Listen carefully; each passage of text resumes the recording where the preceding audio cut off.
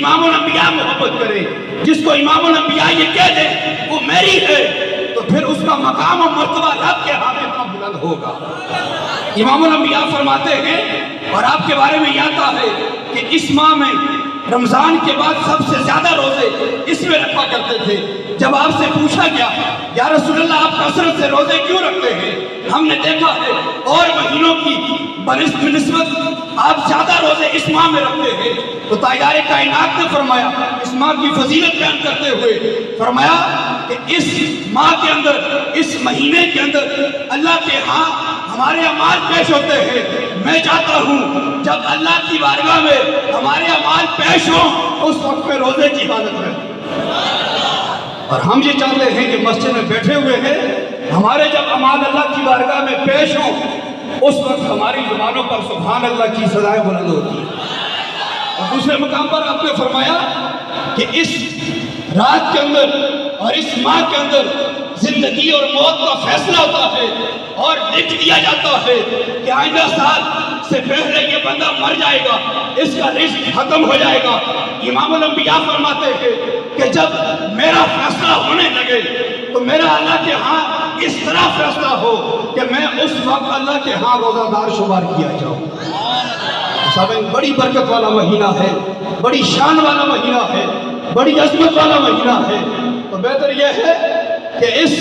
مہینے کے اندر اور خاص کر اس رات کے اندر، جس رات کے اندر رزق کا بھی اعلان کیا جاتا ہے، بخشش کا بھی اعلان کیا جاتا ہے، نجات کا بھی اعلان کیا جاتا ہے، تنگدستی سے بھی نجات کا اعلان کیا جاتا ہے، آ جاؤ رب کی دہلیز پر، جو کچھ مانگنا چاہتے ہو ہر چیز آپ کو عطا کی جائے گی۔ وہ ایسی دہلیز ہے کہ جہاں پر یہ صدا بلند ہوتی ہے، دن کو بڑے بڑے سخی جو ہیں، وزیر مشیر بادشاہ، ہر ایک کا دربار کھلتا ہے، وہ لوگوں کو نوازتے ہیں، کوئی جناب دن کو دیتا ہے، کوئی جناب شام میں دیتا ہے، کوئی مغرب کے بعد دیتا ہے، کوئی عشاء کے بعد دیتا ہے، ہر ایک کا دسترخوان لگتا ہے، لیکن ایک وقت آتا ہے بڑے سے بڑا سخی بھی ہو وہ سو جاتا ہے، بڑے سے بڑا وزیر ہو وہ سو جاتا ہے، بڑے سے بڑا مال و دولت والا بھی سو جاتا ہے، اس کا مال جو ہے ختم ہونے کا اندیشہ ہوتا ہے کہ مال ختم ہو جائے گا، متاع ختم ہو جائے گا، دینے کے لیے کچھ باقی نہیں رہے گا۔ لیکن ایک ذات ایسی ہے، حدیث میں آتا ہے پچھلے پیر کے اندر رب یہ اعلان فرماتا ہے جس نے جو مانگنا ہے آ جائے، میں ہر ایک کا دامن بن گیا۔ سامعین، جہاں پر سارے دربار بند ہو گئے، جہاں پر سب کچھ بند ہو گیا، جہاں پر جناب بڑے بڑے سخیوں نے اپنے دروازوں کو بند کر دیا، وہاں پر خالق کا جو سامان ہے اپنا دروازہ کھول دیا ہے۔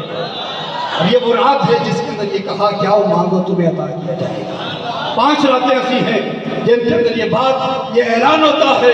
کہ آؤ، صبح تک یہ اعلان ہوتا ہے آؤ ہم تم کو عطا کریں گے۔ تو سامعین، پھر وہ خوش قسمت ہوگا وہ شخص، اس کا نصیب بلند ہو جائے گا جو اس رات کے اندر بیٹھ کر رب سے مانگتا رہے۔ اپنی زبانوں پر استغفار بھی جاری رکھیں۔ جو نوجوان ہیں بالخصوص وہ قرآن پڑھیں،